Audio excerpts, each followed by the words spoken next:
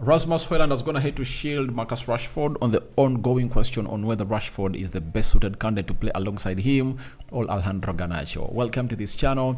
Smash the like button, comment and share. If you're only watching us for the very first time, endeavor to subscribe to this channel so as not to miss out on stories that we do upload in here on a daily. Eriksen, hailed by Paul Scholes and Andre Onana. Harry Maguire comes in through to obviously say out something onto this platform. So let's see close to 200 likes much of this video. Don't forget to subscribe to this channel so as not to miss out on stories that we do upload in here on a daily. You very much know the host. It's obviously Rock and David. We thank God for the gift of life, the Muslims Barakallahu Fikum, and let's jog on, right? And yesterday we won a game in a very dramatic way, 1-0, and really gave us a different feeling altogether as a club of Man United. And as we are doing all this, we are really waiting for the Manchester Derby on Sunday to see how everything is going to pound around. Casemiro returning and very many other players will be physically fit. Now, the huge question has been about Rasmus Hojlund and who can best really play alongside him as a left forward to really increase the service of the centre forward. United is lacking service from either sides of the pitch. The right attacking side, the left attacking side, the central midfield aren't creating enough for our centre forward. This was evident yesterday that it was the centre forward who was obviously creating chances for the people around him. Yet that is not bad, but it obviously loses meaning when it's really continuous and the centre forward is not getting in chances. So Rasmus Hojlund has gone ahead and obviously said about Marcus Rashford, and I'm going to let you I'm going to let you know the reason as to why it's like that and what's going ahead to obviously light up this to where it is right now. Rasmus Hojlund, on his relationship with Marcus Rashford, he said, "You can see we are trying to find each other. In the game of Sheffield, he almost gave me an assist, and I think he gave me 2 in the Champions League. We really try to find each other on the pitch, and I also tried to find him with a long ball today. So we have a very good connection." So Hoiland is shielding Marcus Rashford from all what is being said about him being selfish, looking like his head is not up to challenges that United are really facing, and so on and so forth. So as it stands, it looks like it required Rasmus Hojlund to come in through. Rasmus Hojlund has to come in through. Why? He's a junior player and Marcus Rashford is a senior player at Man United. You don't expect a junior player to come in through and obviously say that I think he's not giving me the best of a service as a right attack midfielder. And that is it, because the moment you slow down the game, you are killing off the runs of Rasmus Hojlund.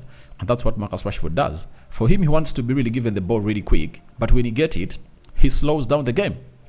That is one of the negatives. And Rasmus Hojlund, we always have to ask himself, why is it that when Garnacho comes on the field of play, there is a lot of activity in the final third of Man United?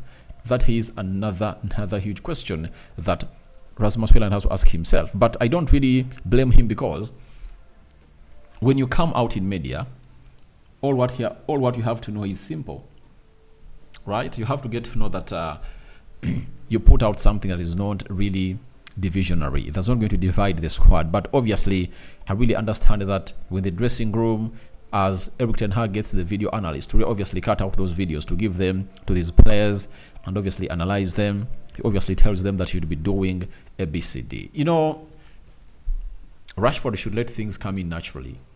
You know, and if you are in such a form and you cannot go past players, what you have to do is simple. Make it easy. Do the easy pass. Do the easy work. And the game will continue to flow, and you'll be falling in a particular position to obviously kill off the game. Because every time you really get that ball and really slow down, it's really irrelevant. You know, it doesn't make sense. And Rashford needs to obviously find himself doing things that obviously get him to where he deserves to be as a player of Manchester United. So I'm not here to obviously underlook what Rashford is going to do to the club. I really believe that he can do better, because this season he has 2 assists, when you're playing Nottingham Forest, one against Bayern Munich, one against Copenhagen, and one goal. He has like 4 assists and 1 goal this season. So if I'm Marcus Rashford, I would have gone ahead to embark so much on really creating assists, other than creating what we call lots of chaos around him when he continues to be selfish. So if you put in lots of assists, everyone will say, now Rashford has gone ahead to change his game from being that player who was obviously a goal poacher to a player who is obviously a creator. And trust me, if I'm a team coach, I would rather need more of creators than goal scorers, because scoring goal is easy, but creating a goal is hard. That is it.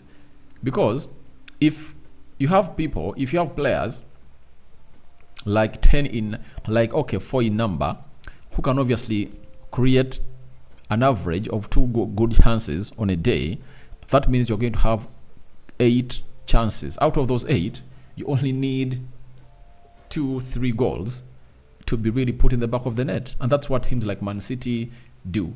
Because for Manchester City, they obviously attack, and they create chances for Hojlund.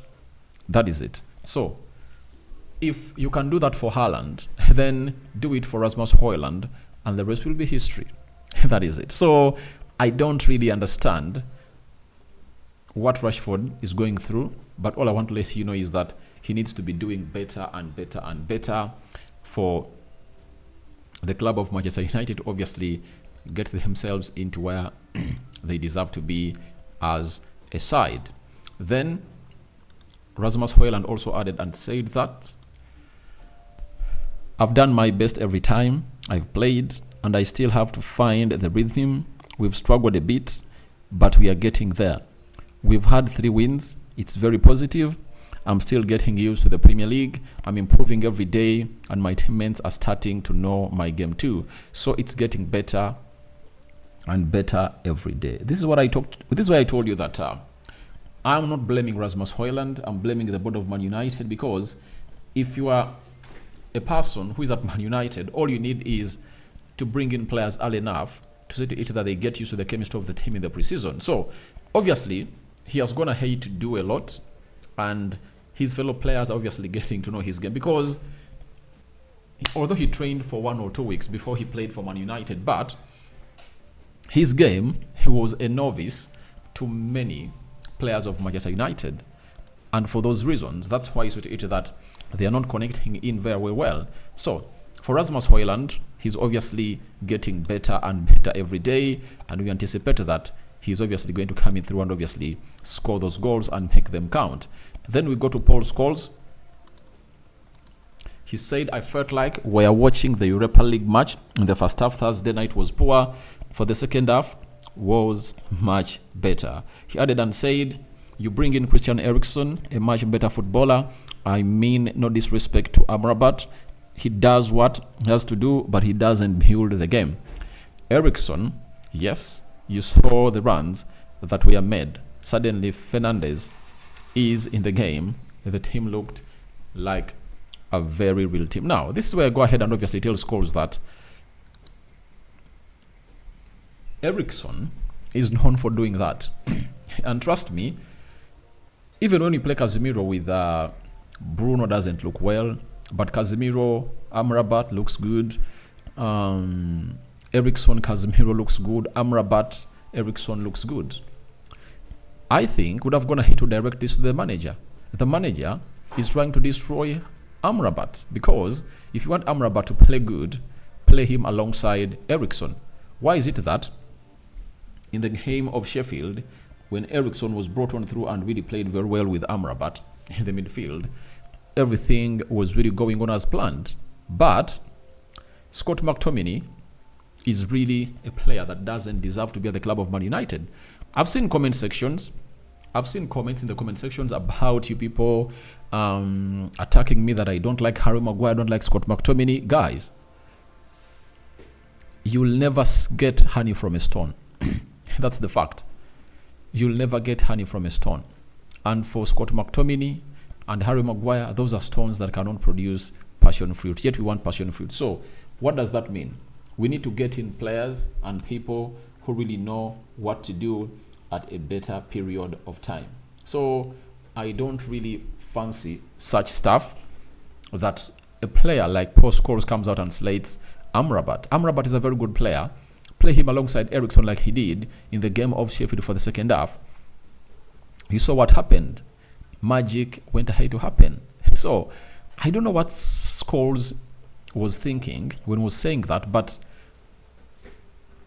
you can't come out and put out a statement like that when you are obviously disrespecting Amrabat, because however much you say that, it's not like you're disrespecting Amrabat, but you've already gone ahead to disrespect him with a statement you go ahead and make about him.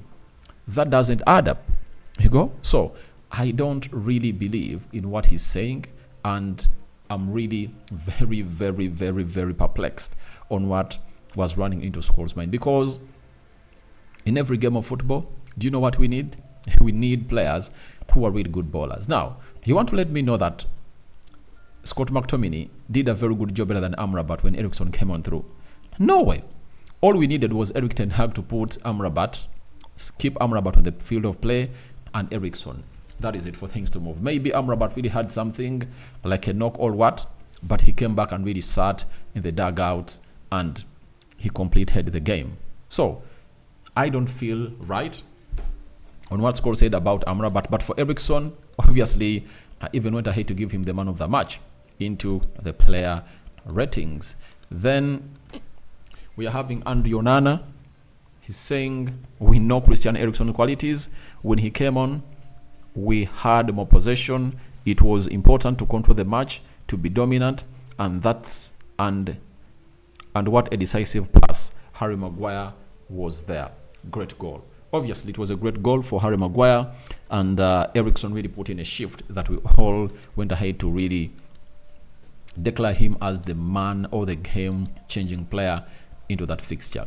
Then Harry Maguire, the goal scorer, has gone ahead and really said the following, that it's about having confidence in yourself and believing that you can do it and that you can play at the highest level.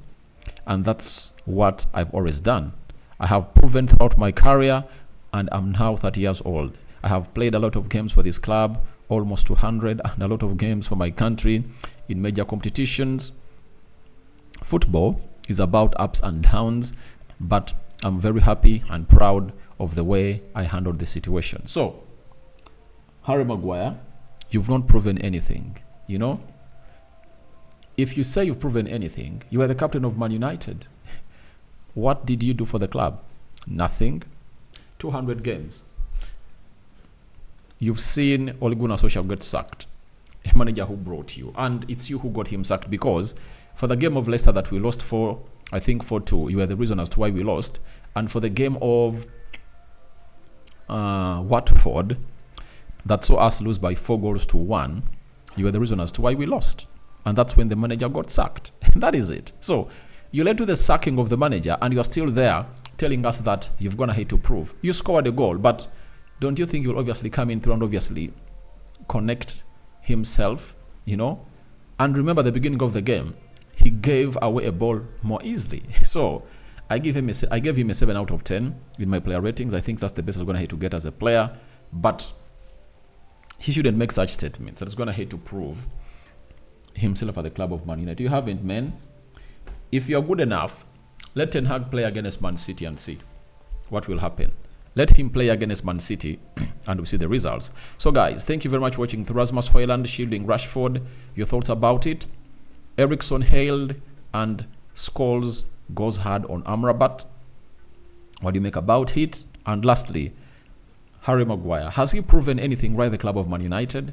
All that and more into the comment section below. A sign out for now. See you later. If you really want to join our WhatsApp group, go into the description box below. Everything is well stipulated down there. I'm out.